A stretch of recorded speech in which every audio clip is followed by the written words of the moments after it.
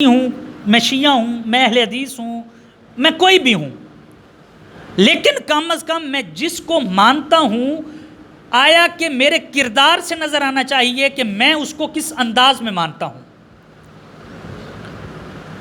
یکم محرم سے لے کے 10 محرم تک صرف یہ کہہ دینا کہ ہم حسینی ہیں حسینی ہیں حسینی ہیں حسینی ہیں، 12 محرم کو ہمارے گھر میں ہماری زندگی میں وہی معاملات ہوں، تو اس کا مطلب ہے کہ ہم نے حسین کو نہیں مانا،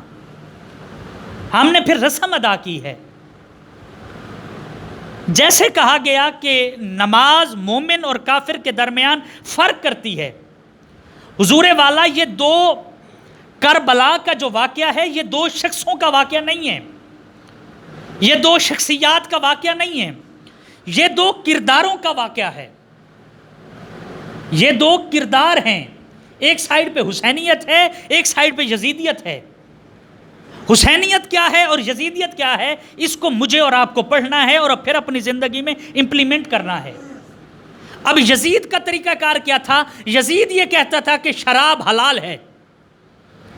لیکن امام حسین کہتے تھے نہیں، شراب حرام ہے۔ یزید یہ کہتا تھا زنا حلال ہے، میں آن دی ریکارڈ بات کر رہا ہوں،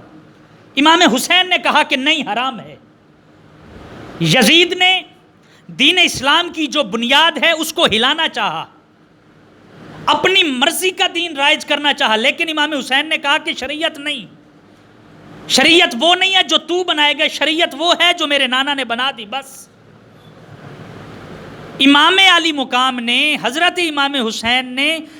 دراصل اسلام کی جو بنیاد تھی اس کو بچایا۔ اگرچہ اگر خدا نہ خواستہ امام علی مقام یہ نہ کرتے تو ممکن ہے جو ہمارے تک دین پہنچتا وہ پتہ نہیں کس شکل میں پہنچتا۔ یزید نے جس طریقے کو رائج کرنا چاہا، امام علی مقام نے کہا نہیں، ایسا نہیں ہو سکتا، ایسا نہیں ہو سکتا، دین وہی جو میرے اللہ کی طرف سے میرے نبی پاک نے اعلان کر دیا، اور جو حد لگا دی کہ یہ حلال یہ حرام، بس وہ ہو گیا، اس میں تو تردید نہیں کر سکتا۔ حضور والا میری آپ سے گزارش یہ ہے کہ اگر میں یہ کہتا ہوں کہ میں حسینی ہوں، مجھے امام علی مقام سے محبت ہے، مجھے عشق ہے،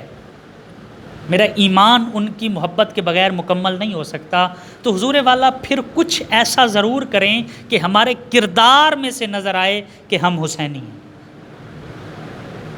کہ امام علی مقام نے جس طرح زندگی گزاری، ہمیں کم از کم، اور میں کچھ نہیں کہہ سکتا،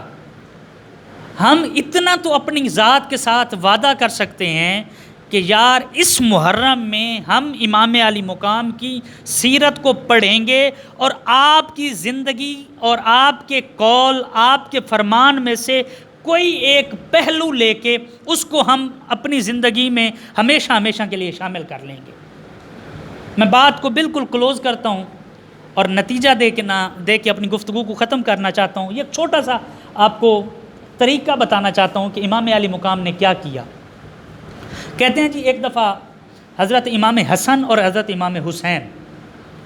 کسی جگہ پہ جلوہ گر تھے، مسجد میں ایک بابا جی بزرگ آئے اور انہوں نے آ کے وضو کیا۔ جب انہوں نے وضو کیا تو ان دونوں بھائیوں کو یہ لگا کہ بابا جی نے وضو ٹھیک نہیں کیا۔ اب دونوں بھائیوں نے آپس میں بیٹھ کے مشورہ کیا کہ ہم کیسے بابا جی کو یہ کہہ سکتے ہیں کہ بابا جی آپ کا وضو ٹھیک نہیں ہے۔ اگر ہم ڈائریکٹ ان سے یہ کہیں کہ آپ نے وضو ٹھیک نہیں کیا تو ممکن ہے ان کی دل آزاری ہو، ممکن ہے ان کو تکلیف پہنچے۔ میں یہاں پہ رک کے ایک بات کرنا چاہتا ہوں، جو ہم کہتے ہیں جی ہم تو ہر بات منہ پہ کرنے والے ہیں، ہم تو دل میں کوئی بات نہیں رکھتے، بھائی ہم کسی کو بھلے برا لگے۔ حضور والا دین ہمارا یہ کہتا ہے اگر آپ نے اچھی بات بھی کرنی ہے تو اس کو ایسے طریقے میں کریں، ایسے انداز سے کریں کہ اس کو بری نہ لگے۔